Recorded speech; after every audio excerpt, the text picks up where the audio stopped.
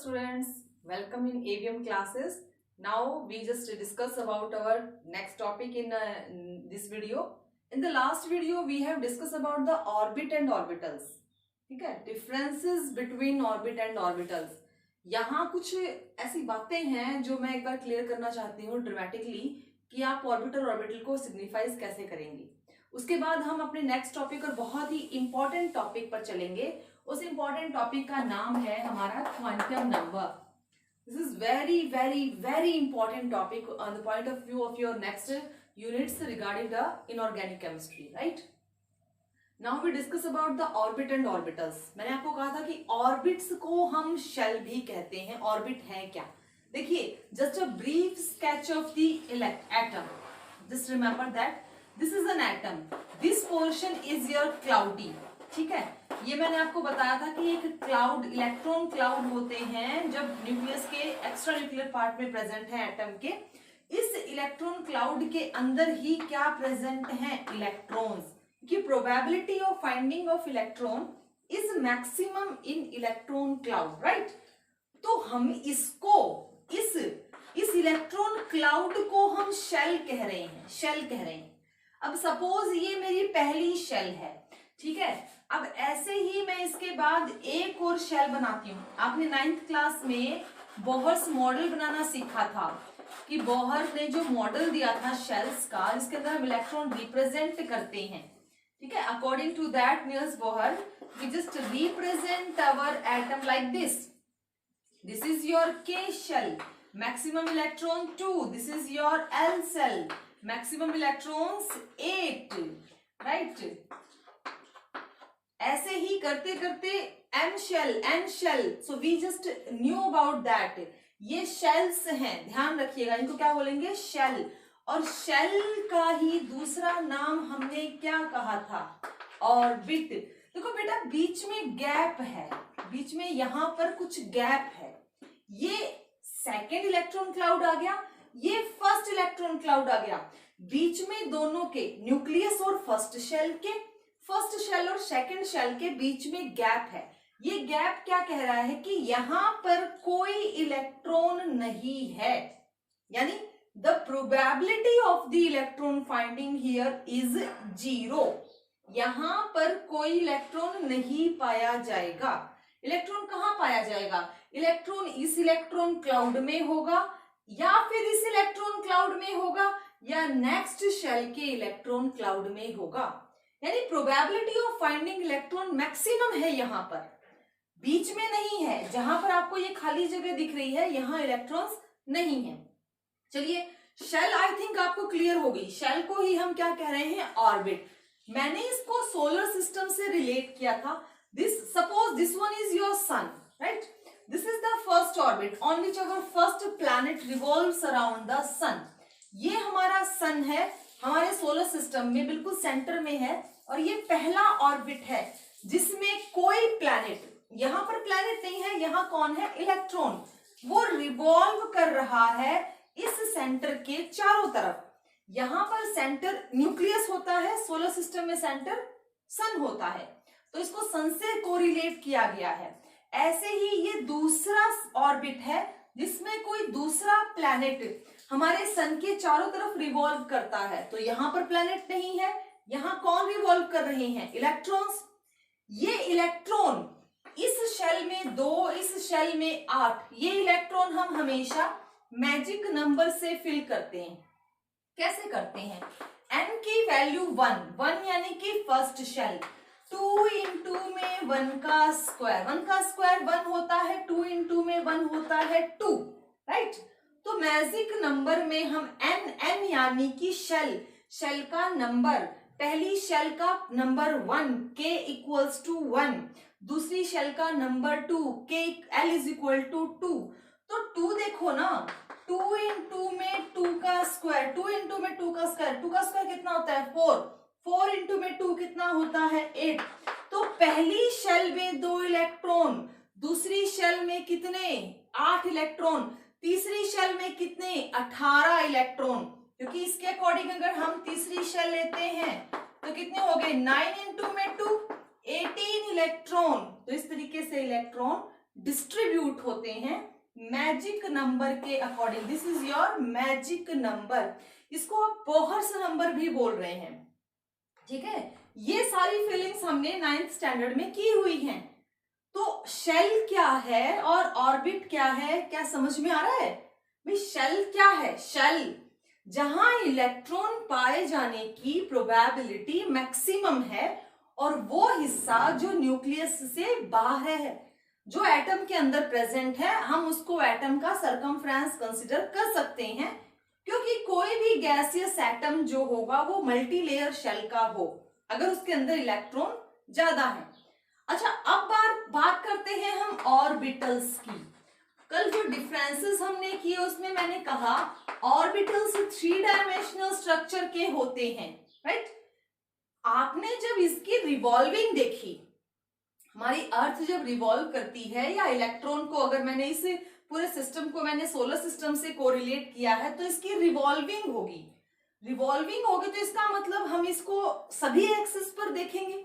सभी एक्सिस का मतलब होता है कि हम इसको एक्स वाई और जेड तीनों एक्सिस पर रिवॉल्व करता हुआ देखेंगे।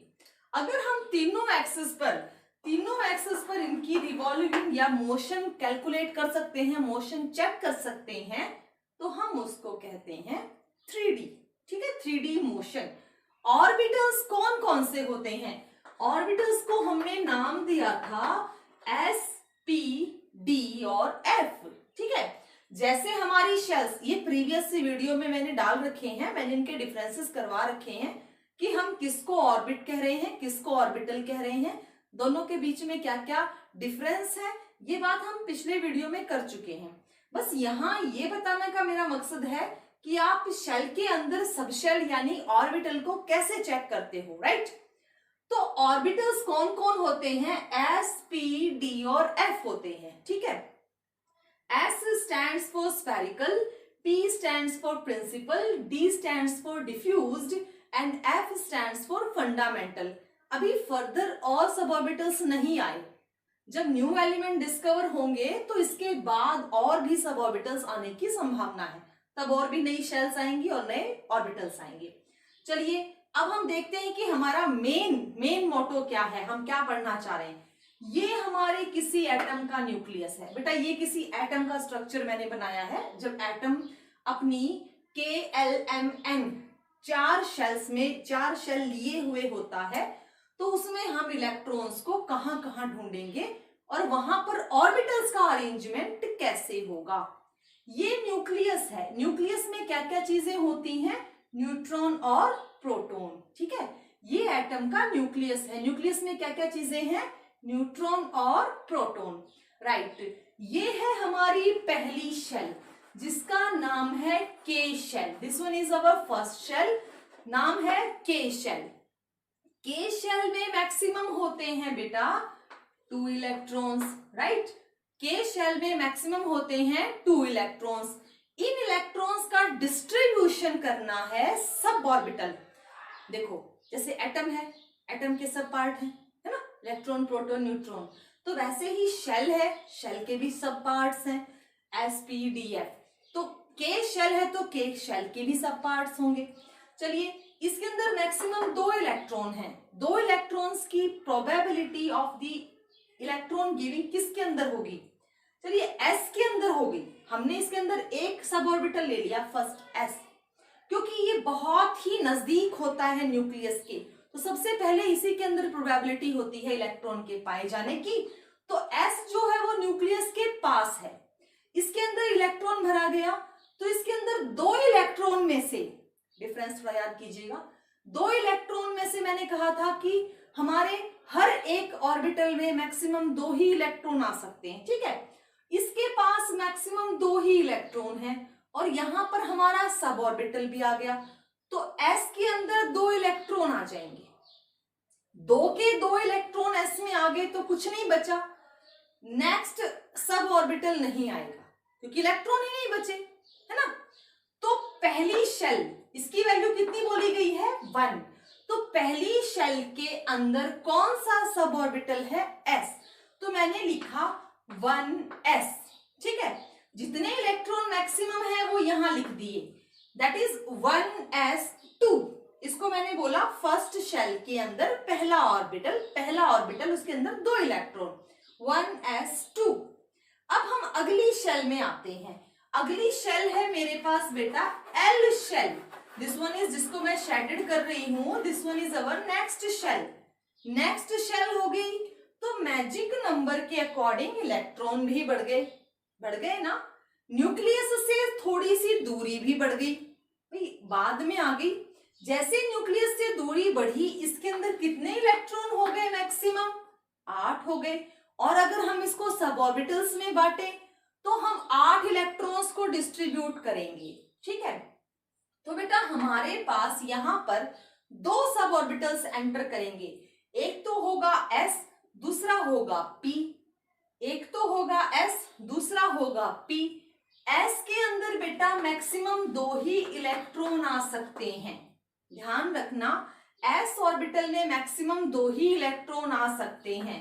p ऑर्बिटल में बेटा 6 इलेक्ट्रॉन्स आते हैं, क्योंकि ये सभी एक्सिस पे काम करता है, x y z। तो p ऑर्बिटल में मैक्सिमम 6 इलेक्ट्रॉन्स आते हैं। टोटल कितने हो गए? ये 2 + 6 8 हो गए ना। तो हमारी जो सेकंड शेल है उसमें कितने इलेक्ट्रॉन है? 8 इलेक्ट्रॉन है। 8 इलेक्ट्रॉन्स का डिस्ट्रीब्यूशन कर दिया। सेकंड शेल को हमने नाम दिया था, नंबर दिया था 2, नाम था L। तो मैंने लिखा 2s2 2p6, राइट, क्योंकि मैक्सिमम इलेक्ट्रॉन कितने हैं? 6। तो मैंने सेकंड शेल के लिए ऑर्बिटल्स लिखे। फर्स्ट शेल के लिए क्या लिखा? 1s2। सेकंड शेल के लिए क्या लिखा?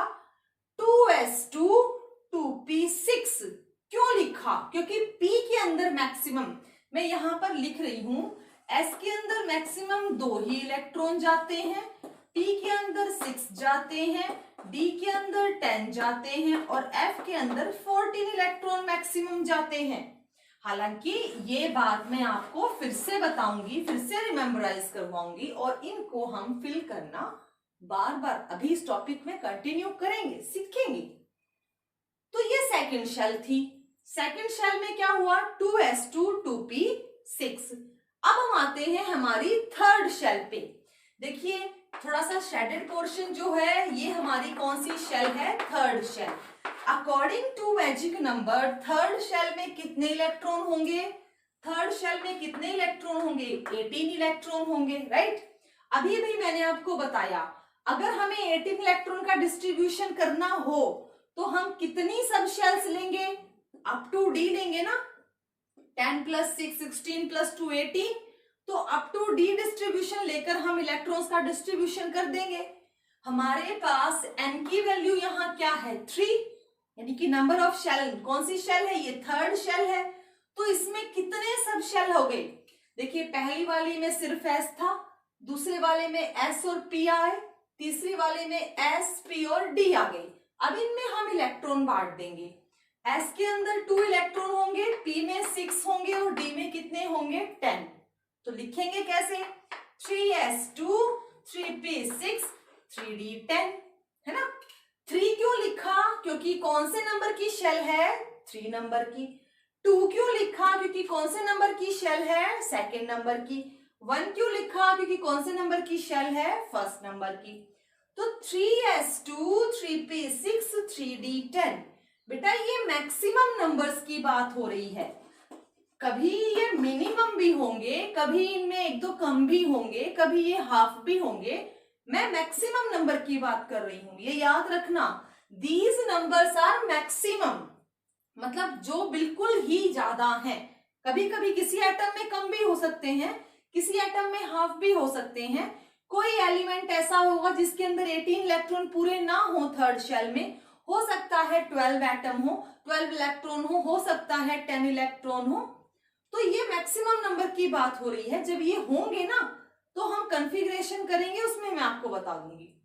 अब ऐसे ही हम आते हैं बेटा हमारी फोर्थ शेल पर। फोर्थ शेल फिर से n की वैल्यू यहाँ क्या आ गई? 4 आ गई। अब बेटा देखो 2n² के अकॉर्डिंग हम 2 × में 4 का स्क्वायर करते हैं, ठीक है। 4 का स्क्वायर 16 इंटू में 2 कितना हो गया, 32 हो गया ना। यहाँ पर नंबर ऑफ इलेक्ट्रॉन कितने होंगे, 32 होंगे।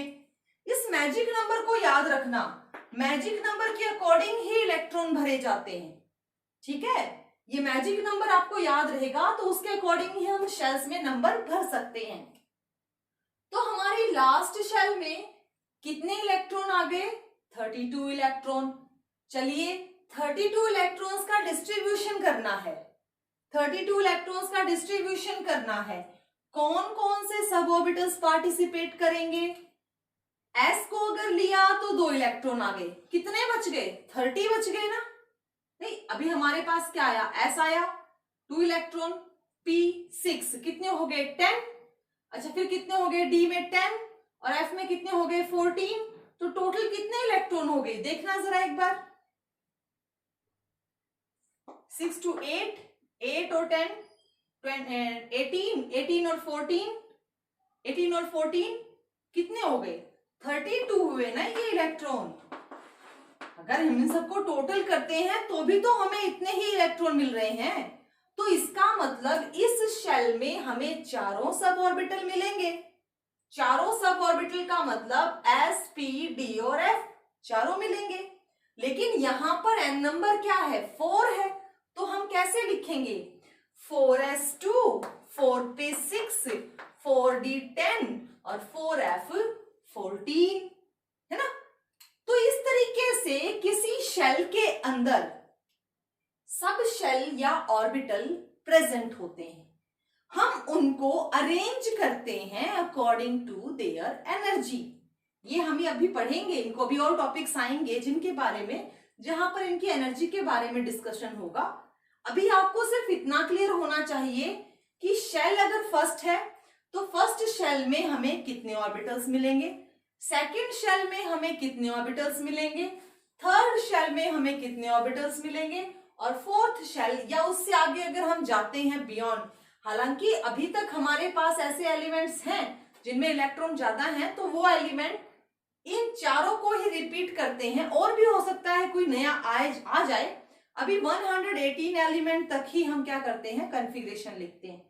तो ये है एक जनरल जो concern about the atom and about the shell and orbitals, कि ऑर्बिटल्स कैसे फिल होंगे, शेल कैसे होती हैं, उनके अंदर ऑर्बिटल कैसे बनाए जाते हैं। इसी टॉपिक की कंटिन्यूटी में हम आते हैं एक बहुत ही important topic, that is called quantum number. बेटा ऑर्बिट एंड ऑर्बिटल्स के बाद इसका आना बहुत जरूरी है। क्वांटम नंबर्स क्या है, देखो जैसे ये इलेक्ट्रॉन यहां आ गया, यहां पर रखा है, ये इलेक्ट्रॉन कहीं कहीं पर है। तो क्वांटम नंबर्स क्या है, ये एक सेट है। किसका सेट है, ये 4 नंबर होते हैं, 4 नंबर का सेट होता है which give detailed information of electron, जो हमें किसी इलेक्ट्रॉन की पूरी डिटेल्ड इंफॉर्मेशन देता है जो किसी एटम में प्रेजेंट है। इलेक्ट्रॉन एटम में है तो कहां है, ठीक है, कैसे रिवॉल्व कर रहा है, अट्रैक्ट हो रहा है या नहीं हो रहा है, पेयरिंग हो रही है या नहीं हो रही है, तो ऐसे वो वहां पर कैसे प्रेजेंट है, उसकी एनर्जी कैसी है, अच्छा उसकी शेप और ओरिएंटेशन कैसी है, इन सब की डिटेल इंफॉर्मेशन देता है। इन शॉर्ट, अगर हम किसी शहर में किसी इंसान के बारे में जानना चाहें, या हमें किसी इंसान से कम्युनिकेट करना हो, या उनके लिए कुछ भेजना हो, तो हमें उनका एड्रेस पता होना चाहिए। एड्रेस में हमें क्या क्या पता होना चाहिए, उनका नाम पता होना चाहिए, उनका हाउस नंबर पता होना चाहिए, स्ट्रीट नंबर पता होना चाहिए, किस डिस्ट्रिक्ट से किस सिटी से बिलोंग करते हैं ये पता होना चाहिए, कौन से स्टेट से हैं, कौन सी कंट्री से हैं, and more than phone number पता होना चाहिए। तो ये सारी जो इंफॉर्मेशन किसी पर्सन के बारे में हमें पता होनी चाहिए, ताकि हम उनसे बात कर सके, उनसे कम्युनिकेट कर सके, या हमें उनके बारे में कुछ पता चले, हम उनको कुछ भेजना चाहते हैं। बिल्कुल ऐसा ही इलेक्ट्रॉन के साथ है। इलेक्ट्रॉन के बारे में अगर हमें जानना है तो हमें इन चार इंपॉर्टेंट नंबर्स पे काम करना पड़ेगा। इन 4 इंपॉर्टेंट नंबर्स को ही इकट्ठा बोला जाता है क्वांटम नंबर्स। इनमें सबसे पहला क्वांटम नंबर है principal quantum number. This principal is not your principle of the science, this is main, मुख्य मुख्य क्वांटम नंबर यानी कि ऐसा क्वांटम नंबर जो बहुत इंपॉर्टेंट है, इसके बिना, यानी जैसे स्ट्रीट नंबर, ठीक है, नाम, नेम, स्ट्रीट तो बहुत लंबी है, अगर आपका नाम ही नहीं पता होगा तो हम किसी भी स्ट्रीट में किसको ढूंढेंगे। तो ये बहुत ही इंपॉर्टेंट क्वांटम नंबर है। क्या कहता है, it gives the information of the number of shell, या it gives the information of the shell, ये शेल की जानकारी बताता है कि इस एलिमेंट में, इस एटम के अंदर कौन सी शेल आएगी। सपोज मैं आपको देती हूं हीलियम, ठीक है, आपने हीलियम का एटॉमिक नंबर 2 लिखा, अब आपको पता है एटॉमिक नंबर तभी तो लिखा ना। आप इसका कंट्रीब्यूशन देखते हैं, आप इसको डिस्ट्रीब्यूट करते हैं, तो ये 2 कौन सी शेल के लिए बने हैं, ये 2 इलेक्ट्रॉन कौन सी शेल के लिए बने, के शेल। तो के शेल से, यानी कि n की संख्या, के शेल को हम किससे रिप्रेजेंट करेंगे, n, और n की अगर वैल्यू हमें पता हो तो हम उस एलिमेंट के बारे में बता सकते हैं, उस एटम के बारे में बता सकते हैं, और उसके नेचर के बारे में बता सकते हैं। बात यहां पूरी नहीं हुई, मैं अभी फिर से आपको बताती हूं। इसमें क्या लिखा है, 2, मैंने इसको थोड़ा सा कॉन्फ़िगरेट किया, मैंने लिखा 1s2, it is possible 1s2, पहली ही शेल और s ऑर्बिटल में 2 इलेक्ट्रॉन, 1s2, क्योंकि इसके अंदर कितनी शेल है, एक ही शेल तो है ना, के शेल है ना, सिर्फ देखो इधर के शेल है, और के को नंबर कितना दिया गया है, 1, और इस 1 को मैंने यहां लिखा, ये जो n है, ये जो 1 है, ये ही n होता है।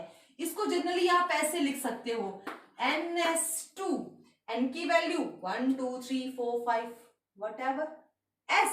अच्छा, 1s2 ही क्यों लिखा, क्योंकि एक पहली शेल में सिर्फ 2 इलेक्ट्रॉन आएंगे, 2 इलेक्ट्रॉन आएंगे तो कौन सा ऑर्बिटल होगा, s ऑर्बिटल होगा कि नहीं। तो s ऑर्बिटल के अंदर मैक्सिमम इलेक्ट्रॉन कितने होते हैं, 2 होते हैं, राइट। तो ऐसे ही बहुत सारे एलिमेंट होंगे जिनकी इंफॉर्मेशन हमें मिलेगी कि इनका नेचर कैसा है और ये हमें क्या बता रहे हैं। ऐसे ही अगर हम आगे चलते हैं तो कहते हैं कि प्रिंसिपल क्वांटम नंबर को भरा कैसे जाएगा, तो इसको हम भर सकते हैं सिर्फ मैजिक नंबर से, जिसके बारे में अभी अभी मैंने डिटेल में आपको बताया, राइट। अगर हमें किसी एटम की या किसी शेल की एनर्जी जाननी हो, वैसे तो ये फॉर्मूला हम कई बार कर चुके हैं पहले, अगर हमें किसी शेल की एनर्जी जाननी हो तो we just use this formula. इससे रिलेटेड हमने बहुत सारे न्यूमेरिकल्स भी किए हैं, हम इस फॉर्मूले से उस शेल की एनर्जी कैलकुलेट कर सकते हैं। ये है बेटा सबसे important principle quantum number, represented by n, n से रिप्रेजेंट किया जाता है। n कौन होते हैं, n में भी 1 2 3, 1 है तो किसको रिप्रेजेंट करेगा, 2 है तो किसको, 3 है तो किसको। जनरली हम इसको ऐसे लिखते हैं, ns np nd nf, right. ns np, n represent करेगा कि वो कौन है।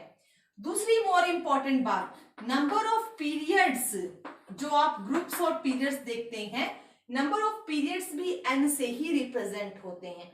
यानी अगर हमें किसी के पीरियड के बारे में पता करना हो तो हम n की वैल्यू देखकर पता लगा सकते हैं। देखिए जैसे 1 यहां लिखा है 1s2, मैंने आपको बता तो दिया कि ये हीलियम है।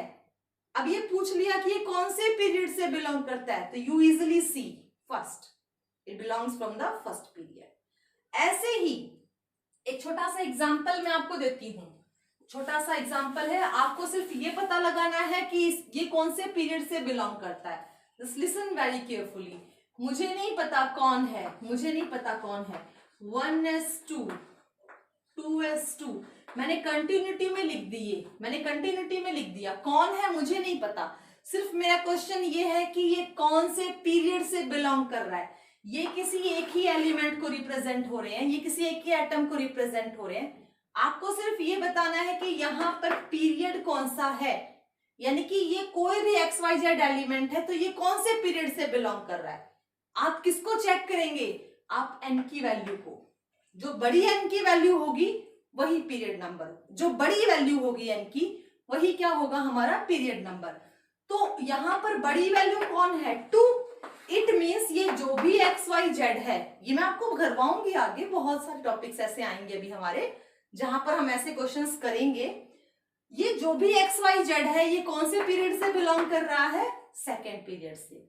ये पीरियड्स क्या हैं, ये ग्रुप्स क्या हैं, वैसे तो हमने ब्रीफली 10th में किए हुए हैं, लेकिन यहां पर हम उनको डिटेल्ड में करेंगे, राइट। वो हमारी नेक्स्ट यूनिट का भी पार्ट है, लेकिन बहुत कुछ ऐसा होगा जो मैं यहां पर भी आपको कवर करवाऊंगी। चलिए इसके बाद देखते हैं।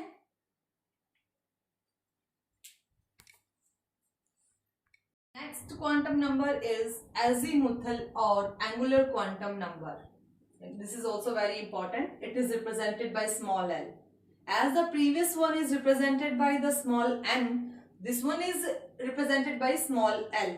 What is this and what it tells the information about the electron? ये क्या information देना चाह रहा है? First of all, azimuthal quantum number gives the information about the number of subshells. Remember that. It gives the information of number of subshells, कि किसी shell में, देखो बेटा पहले वाला क्वांटम नंबर जिससे हमें सिर्फ शेल्स का पता चल रहा था कि k है, l है, m है, 1 है, 2 है, 3 है, 4 है, whatever, उसका पता चल रहा था, वैसे ही इस क्वांटम नंबर की हेल्प से हमें किन का पता चल जाएगा, सब शेल्स का। अगर n1 है तो how many sub shells are present, अगर n की वैल्यू 2 है तो कितने सब शेल होंगे। Now it is given by, इसको हम कैलकुलेट कैसे कर सकते हैं, आइडेंटिफाई कैसे कर सकते हैं, n-1। This relation is used to calculate l। आप ऐसे बोल सकते हैं l is equal to n-1, यानी कि l की वैल्यू निकालने के लिए किसका पता होना जरूरी है, n का। n-1 हमें l की वैल्यू देता है, और l कौन है, एजीमुथल क्वांटम नंबर। n कौन है, principal quantum number, main. This one is the first quantum number and very important quantum number. Now listen very carefully, if n is equal to 1, अगर n की value 1 है तो l कितना हुआ, 1 minus 1 equals to 0, 1 minus 1 equals to 0। अगर n की value 1 है तो l क्या होगा, 0। और अगर n की वैल्यू 1 है तो यानी कि पहली शेल है, l की वैल्यू 0 है तो कौन सी सब शेल आएगी, s। इन बातों को बहुत आराम से समझ के चलिएगा कि क्या बोला जा रहा है। अगर l की वैल्यू 0 आती है तो कौन सी सब शेल वहां प्रेजेंट होगी, s। Clear. If n equals to 2, अगर n की वैल्यू 2 आती है तो l कौन कौन हो सकते हैं, यहां 0 इंक्लूड करेंगे, 0 साथ में जरूर आएगा, 1 भी हो सकता है और 0 भी। 0 stands for s, 1 stands for p। अगर l की वैल्यू 1 है तो कौन सा सबशेल आएगा, p। कैसे आया, 2 minus 1 1 आया ना, तो ऑटोमेटिकली 0 तो होगा ही होगा, क्योंकि उसके बिना अगली शेल तो बन ही नहीं सकती। भाई जब पहली शेल बनेगी तभी तो दूसरी शेल बनेगी, और अगर पहली शेल ही नहीं है तो दूसरी शेल कैसे बनेगी। पहली शेल में कौन सब शेल है, s, यानी s तो कंफर्म रहेगा। अगर आपके नंबर ऑफ शेल बढ़ रहे हैं तो s वहां पर होगा। दूसरी शेल के लिए हमारे पास l की वैल्यू आई 1 का मतलब कौन इंक्लूड हो गया, p। तो अब n इक्वल्स टू 2 में कौन कौन सी सब शेल आएंगी, s एंड p। चलिए आगे चलते हैं। अगर n की वैल्यू 3 है, इफ n इक्वल्स टू 3, आप यहां पुट करके देख लो, 3 minus 1 कितना हो गया, 2। तो l की वैल्यू क्या आ गई, मैक्सिमम वैल्यू आ गई 2, लेकिन 0 तो इंक्लूड रहेगा ही। अब और भी कौन इंक्लूड हो गया, 1। तो 0 के लिए s, 1 के लिए p और 2 के लिए कौन, d। अगर n की वैल्यू 3 है तो तीनों ही सब शेल वहां प्रेजेंट होंगी, S P D। अगर n की वैल्यू 3 है तो तीनों ही सब शेल वहां प्रेजेंट होंगी। 0 किसके लिए? S के लिए। 1 किसके लिए? P के लिए। 2 किसके लिए? D के लिए। S P D, all the 3 subshells are present if n equals to 3. Now if n equals to 4, then n minus 1, 4 minus 1, maximum number towards 3. तो n equals to 4 है तो कौन कौन सी सबशेल आ गई? 0, 1, 2, 3। 0 के लिए कौन? S। 1 के लिए कौन? P। 2 के लिए कौन? D। और 3 के लिए कौन? F। अगर n की वैल्यू 4 है तो ये सारी सबशेल वहां प्रेजेंट होंगी। और L कौन है? एजीमुथल क्वांटम नंबर, जो किसकी इंफॉर्मेशन देता है? नंबर ऑफ सबशेल्स की। ये हमारी और भी बहुत हेल्प करता है। ये हेल्प करता है एंगुलर मोमेंटम कैलकुलेट करने में, जिसका फॉर्मूला है √L+1, ठीक है, मल्टीप्लाइड बाई h/2π। इस फॉर्मूले से अगर हमें कोई बोल दे कि इस एटम का एंगुलर मोमेंटम कैलकुलेट कीजिए, then we by using this we easily calculate the angular momentum. ये एनर्जीज के बारे में भी बताता है। सबसे बड़ी बात, it gives the information of shapes. Shapes देता है, इंफॉर्मेशन देता है शेप्स की। किसकी? SPDF की। S की शेप होती है स्फेरिकल, P की शेप होती है डम्बेल, D की शेप होती है डबल डम्बल और F की शेप होती है कॉम्प्लेक्स। S की जो शेप है वो है स्फेरिकल, हालांकि इनको हम आगे डिटेल में करेंगे। P की शेप होती है डम्बेल, D की शेप होती है डबल डम्बल, डबल डम्बेल, और बेटा F की शेप होती है कॉम्प्लेक्स। ये शेप्स होती हैं जो कौन बताता है? Azimuthal quantum number. अब यहां दो एग्जाम्पल हैं, आप इन एग्जाम्पल्स के मतलब इस सब के बेसिस पे एग्जाम्पल्स का जवाब देंगे। मेरे पास है 3D, राइट? इस 3D का मुझे आंसर लिखना है। n की वैल्यू, आप इसको देखकर जवाब देंगे। n की वैल्यू यहां पर क्या है? n, इससे पिछला जो हमने पढ़ा quantum number, principal quantum number 3D, n की वैल्यू यहां क्या है? n की वैल्यू है यहां पर 3, राइट?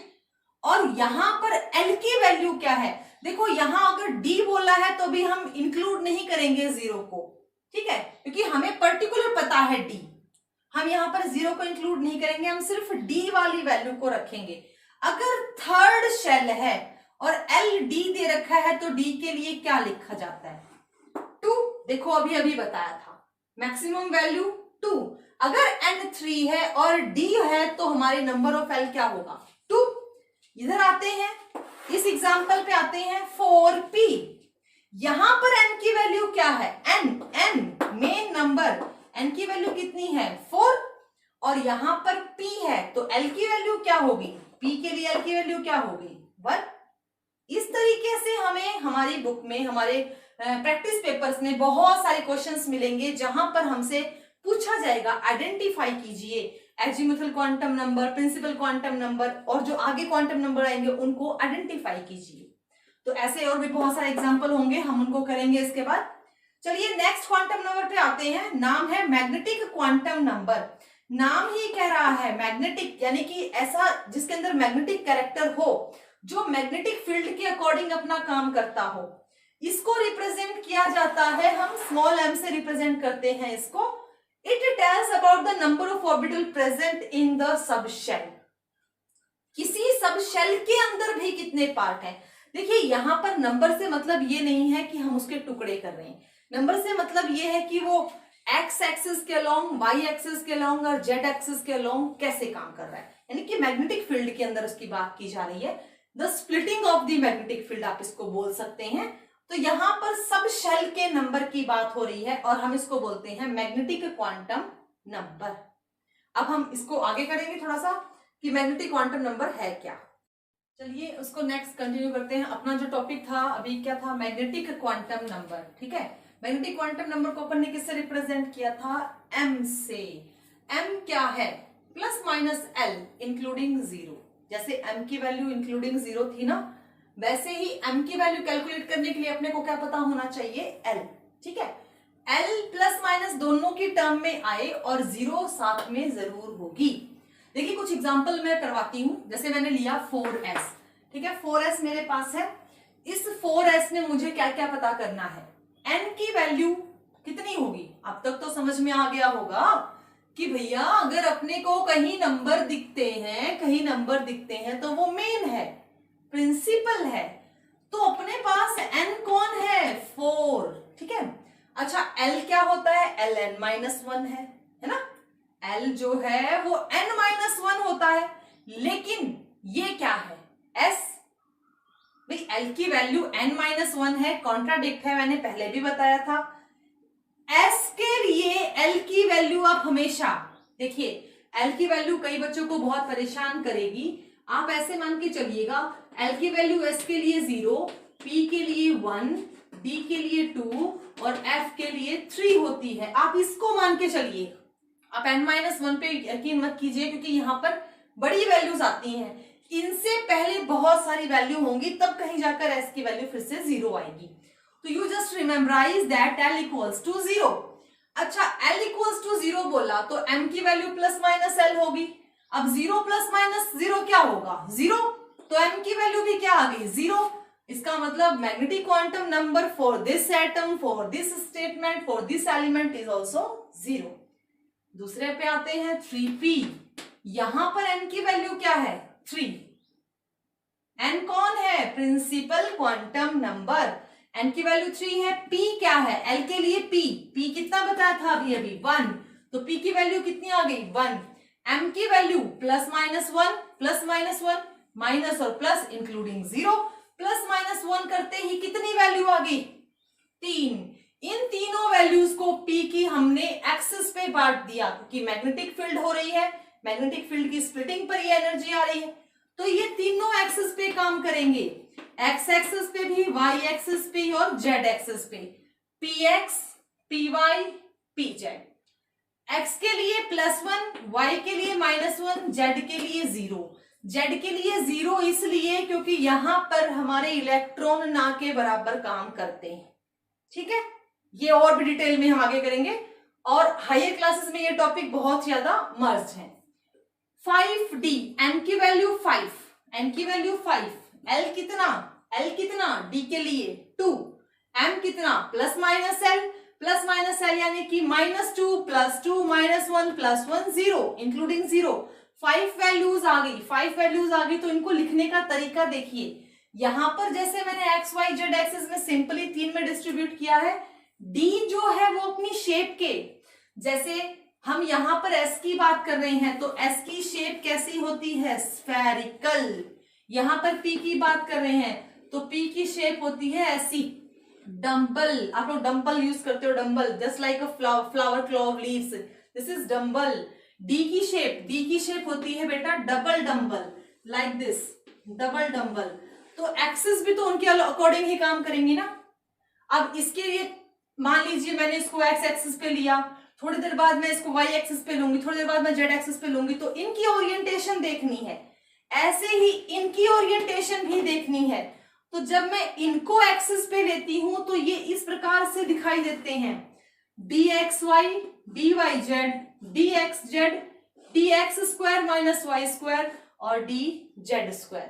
अच्छा, dxy के लिए -2, dyz के लिए -1, dxz के लिए +1, dx² - y² के लिए +2 और dz² के लिए 0।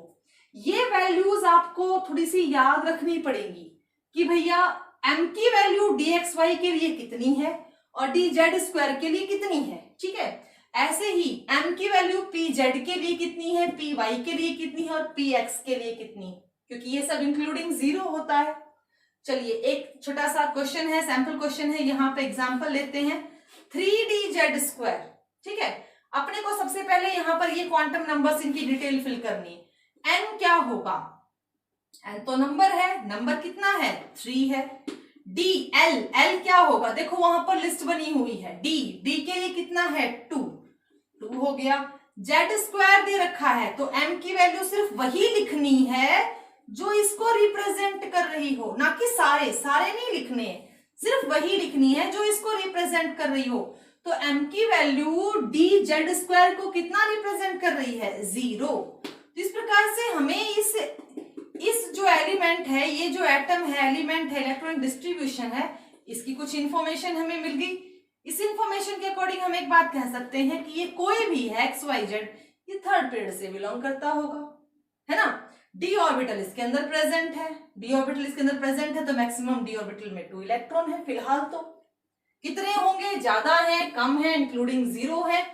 और एक बहुत इंपॉर्टेंट बात, मैंने p को 3 सब पार्ट्स में बांट दिया, हर एक पार्ट के पास 2 इलेक्ट्रॉन होंगे, हर एक पार्ट के पास 2 इलेक्ट्रॉन होंगे और दोनों इलेक्ट्रॉन्स की स्पिन क्या होगी, ऑपोजिट। हालांकि ये हमारा अगला क्वांटम नंबर है, अभी बताती हूं कि ये स्पिन क्या है और कैसे। हर एक पार्ट के पास 2 इलेक्ट्रॉन होंगे, दोनों की स्पिन क्या होगी, ऑपोजिट। ऐसे ही यहां पर टोटल इलेक्ट्रॉन कितने हो गए 6। हम हमेशा बोलते आए हैं p में मैक्सिमम कितने इलेक्ट्रॉन होते हैं 6। यहां आते हैं, यहां भी 2 इलेक्ट्रॉन 2 इलेक्ट्रॉन 2 इलेक्ट्रॉन 2 इलेक्ट्रॉन। अगर हम इन सबको टोटल करें तो टोटल इलेक्ट्रॉन की संख्या कितनी होगी 10। हमारे d में मैक्सिमम इलेक्ट्रॉन कितने होते हैं 10। मैक्सिमम से मैक्सिमम एक सब पार्ट ऑफ द ऑर्बिटल में 2 ही इलेक्ट्रॉन आते हैं और ये बात हमने डिफरेंसेस में लिखी है, आपने पढ़ी है और नहीं भी ध्यान है तो फिर से ध्यान दे लीजिएगा। इस तरीके से अगर हम किसी ऑर्बिटल को उसके सब ऑर्बिटल पार्ट्स में बांटते हैं तो उसके पास मैक्सिमम 2 ही इलेक्ट्रॉन होंगे और टोटल इलेक्ट्रॉन्स कहे जाएंगे ऑर्बिटल के इलेक्ट्रॉन। और ये थोड़ी देर पहले मैंने बताया भी कि s में 2, p में 6, d में 10 और f में 14 मैक्सिमम इलेक्ट्रॉन्स होते, राइट। चलिए अपने फोर्थ क्वांटम नंबर पे आते हैं। This one is our fourth quantum number, that is spin quantum number. Spin, move करना, घूमना। अगर मैं किसी बॉल को यूं रोटेट करवाती हूं तो उसकी 2 ही डायरेक्शन हो सकती हैं, या तो वो क्लॉकवाइज रोटेट करेगी या वो एंटी क्लॉकवाइज रोटेट करेगी, राइट। तो कह रहे हैं कि इसको डिनोट तो ऐसे क्या आता है कि ये या तो +1 में +½ में जाएगी या -½ पूरी रोटेशन नहीं होती है कभी इलेक्ट्रॉन की। Electron either half plus either half minus rotate करता हुआ चलता है। ये मैग्नेटिक क्वांटम नंबर के बाद ही आता है कि नहीं, मैग्नेटिक फील्ड में रोटेशन है इसकी। ये हमें ओरिएंटेशन बताता है कि इलेक्ट्रॉन दोनों वहां पर कैसे प्रेजेंट हो। अगर हम किसी बॉक्स में दोनों इलेक्ट्रॉन्स को एक ही डायरेक्शन में रखते हैं तो ये भी पॉसिबल नहीं है, चाहे वो अपवर्ड डायरेक्शन हो चाहे वो डाउनवर्ड डायरेक्शन हो। इनकी पॉसिबिलिटी तभी है जब दोनों एक दूसरे के ऑपोजिट डायरेक्शन में हो। तो किसी भी इलेक्ट्रॉन की मूवमेंट, देखिए एटम है, एटम की शेल है, शेल में इलेक्ट्रॉन है, आइदर इट मूव्स क्लॉकवाइज और either it moves anti clockwise. +½ को क्लॉकवाइज कहा जाता है, -½ को एंटी क्लॉकवाइज कहा जाता है। इसीलिए एक सब ऑर्बिटल में 2 इलेक्ट्रॉन इकट्ठे रह सकते हैं क्योंकि उनकी स्पिन ऑपोजिट होती है और ऑपोजिट स्पिन ही बताती हैं कि इलेक्ट्रॉन पेयर्ड है या अनपेयर्ड। सपोज किसी एटम के लिए मैं इस प्रकार से कुछ आपको लिख कर दूं तो आप इसको अनपेयर्ड कहेंगे और ये अकेला +½ है, क्लॉकवाइज है। This is unpaired, this is paired. तो इलेक्ट्रॉन्स की जितनी भी जानकारी हमें चाहिए होती है, एलिमेंट की जितनी इंफॉर्मेशन हमें मिलनी चाहिए, जितनी हमारे पास होनी चाहिए, वो सारी इंफॉर्मेशन हमें कौन बताते हैं, ये 4 क्वांटम नंबर्स। आई होप आपको समझ में आ गए होंगे।